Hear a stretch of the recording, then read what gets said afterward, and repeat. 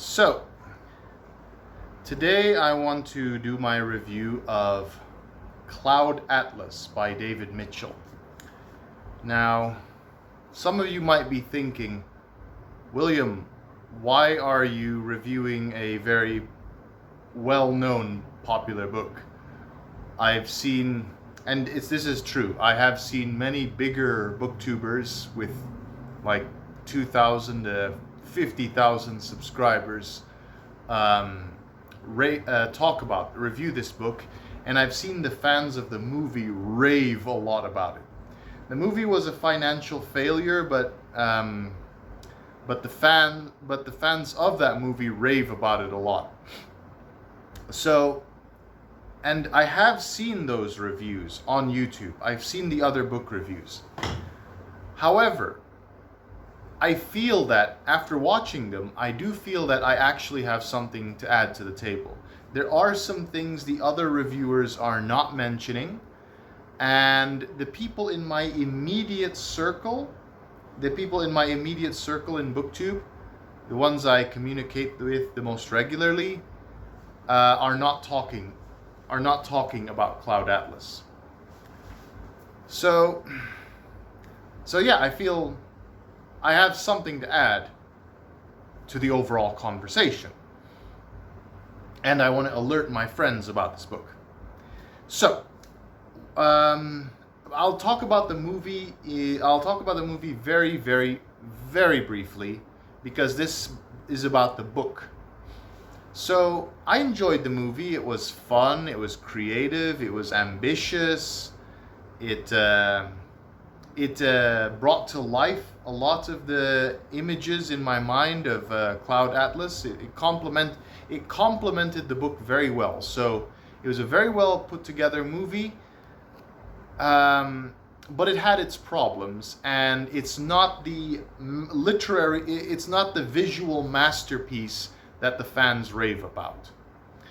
There were problems with the facial prosthetics, and in my opinion, while I still enjoyed the movie, one criticism of it was they focused too heavily on the reincarnation aspect of it by casting the same set of actors multiple times in all six of the stories.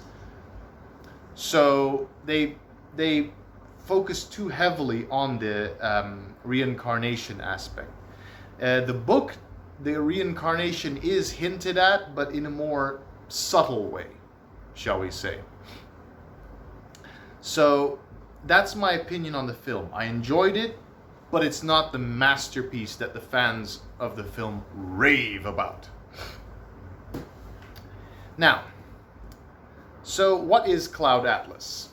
It's an experimental novel with 6 stories told in 6 different time periods, and each story is told in a different style and has different genres in it. There's science fiction, there's drama, there's historical fiction, there's political thriller, there's dystopia, there's post-apocalyptic.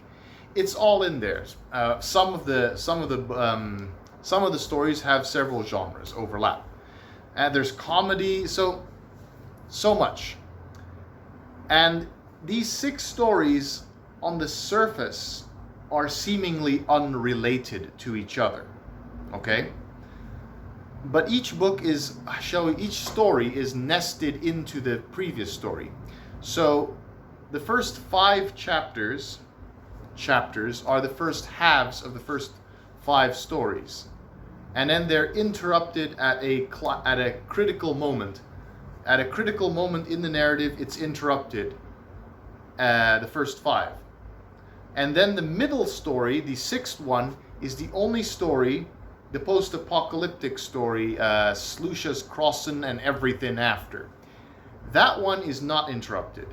That one's the only uninterrupted story. And then after the middle story, the other 5 stories, their conclusions, the other half of the book of their stories, the conclusions of each book is told in reverse order.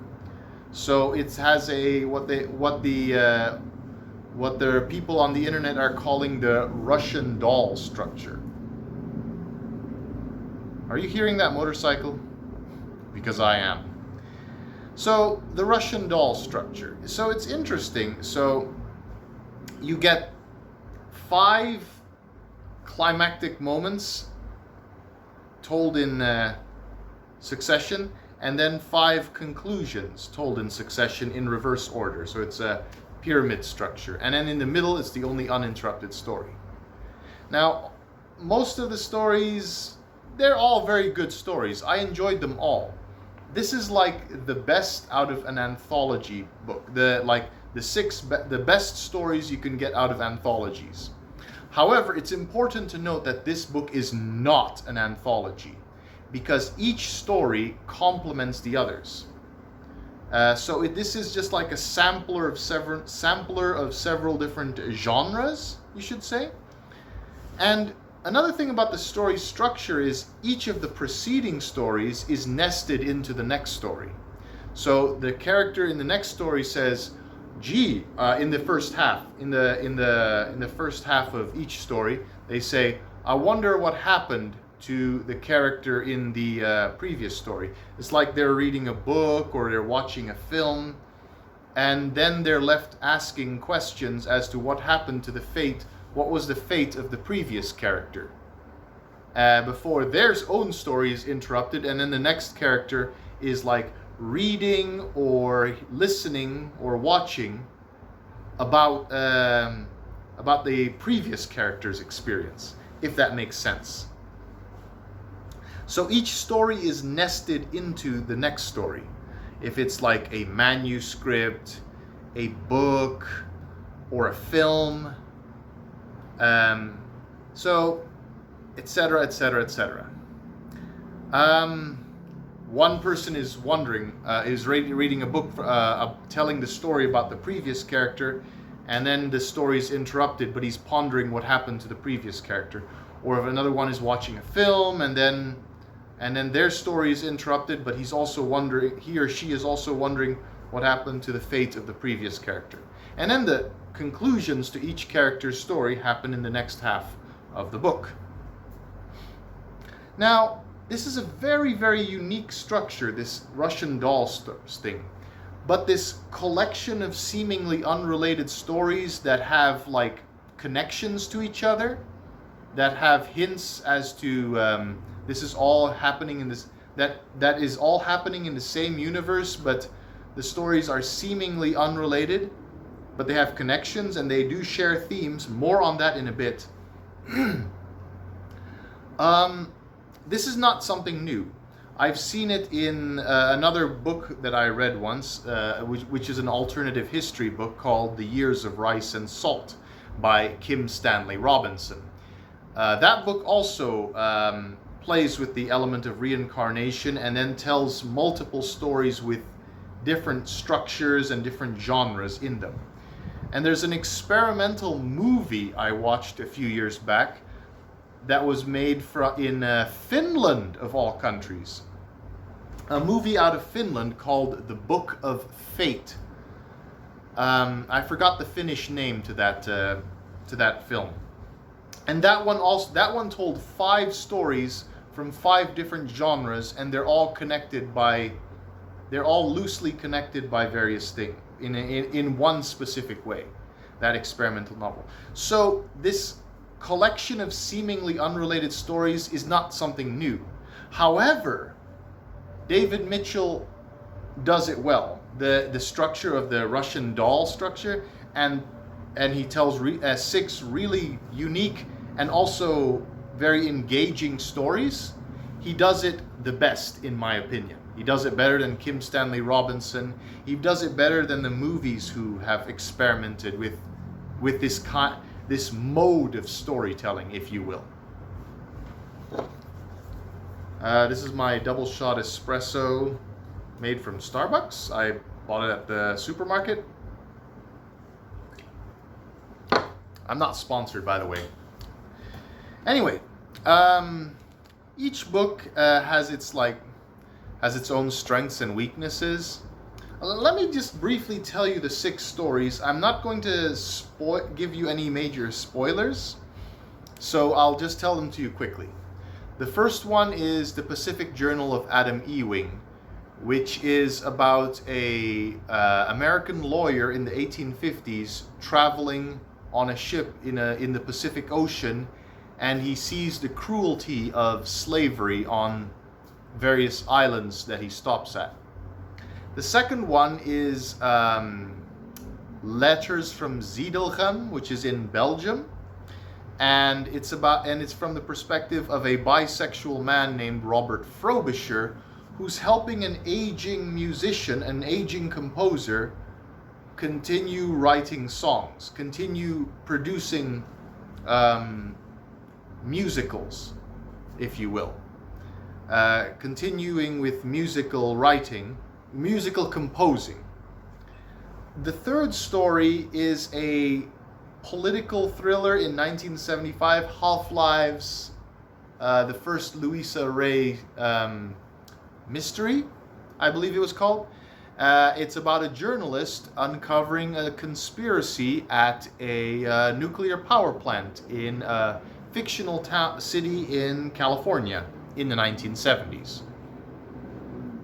And the fourth one is The Ghastly Ordeal of Timothy Cavendish, who's an elderly British gentleman who finds himself being held against his will in a retirement home. Like I said, I'm not gonna give away the details. I'm just gonna give you the basic blurb. The fifth one is set in a futuristic dystopian society in South Korea, in future South Korea, where a fabricant, a clone, a genetically grown human slave is seemingly escapes her day job as a server at a restaurant and starts learning what it means to be human and having free will by her rescuers. Again, I'm only sticking to the very, very bare bones, so keep that in mind, okay? And the sixth story is about a goat herder on the big island of Hawaii in a post-apocalyptic world, 2200 something. And his encounter and his adventures with a more advanced society that has come to search for survivors or search for a nuclear-powered floating ship that comes to the big island, a more advanced civilization. And there's who come to visit these primitives, seeing what kind of, trying to ascertain if there's like survivors or if there's any way of, for their own civilization, which is also in trouble, to survive. So that these people, these different communities, this advanced community and this primitive community are trading and working together to learn more about the world. And meanwhile, they're dealing with a cannibalistic tribe on the big island. That's confusing. And by the way, the sixth story, the one that's not interrupted, the one that's in the middle of this book, it's written in a structure which is broken English, which was very, very, very frustrating for me to read. I'm not so much of a fan of that broken English, a kind of pidgin, if you will. I can only imagine how much grammatical and spelling errors were on the screen as David Mitchell was typing this on the computer. Must have driven him crazy. Now, each of the six, and here's one thing I do want to add. Here's something I do want to add that that's on a personal note that I like about this book. It taught me new writing methods. So first of all, write in present tense, not in past tense. And as if you write in present tense, the flow of the story is more smooth, shall we say. There's less awkward sentence structures. It flows much better if you write in present tense. So this book gave me ideas for my future books that I'm going to write. Moving forward, I think I'm going to write in present tense. And also, if you're going to write in first person, there's two of the stories are in epistolary form, and the third one is in a first person referral. So there's an I character and a you character in it. That's the fifth one, which is called what was it? I didn't tell you the title of that one. The Orison of Somni 451. I forgot to tell you earlier the title. Anyway, so a first person referral or epistolary form where someone is writing a journal entry or writing a letter. So they're writing to themselves, they're having a conversation with another person, or they're writing a letter to another person, as opposed to the character in the story talking to an abstract, absent witness, which is the reader. So it makes the first person narrative have some more meaning as to why is this person telling this story. It gives like a reason why the person is telling the story, as opposed to just telling the story to an abstract reader. Yeah, I repeat myself a lot, I know. So this book gave me a lot of ideas for my future writing projects. I appreciate that. Now, I said earlier that the movie focused too heavily on reincarnation. In the book, reincarnation is only hinted at. There's this birthmark which appears in the 6 stories, or maybe just in 5. I don't recall reading it in the first one. There's this story of a bookmark. And here's another interesting thing. In the movie and in the books, when a character experiences specific situations or reads the story of the preceding character, they sometimes have this very, very strong this is the hint at that there's reincarnation. There's this strong feeling of déjà vu, but not just from the past lives, but from future lives.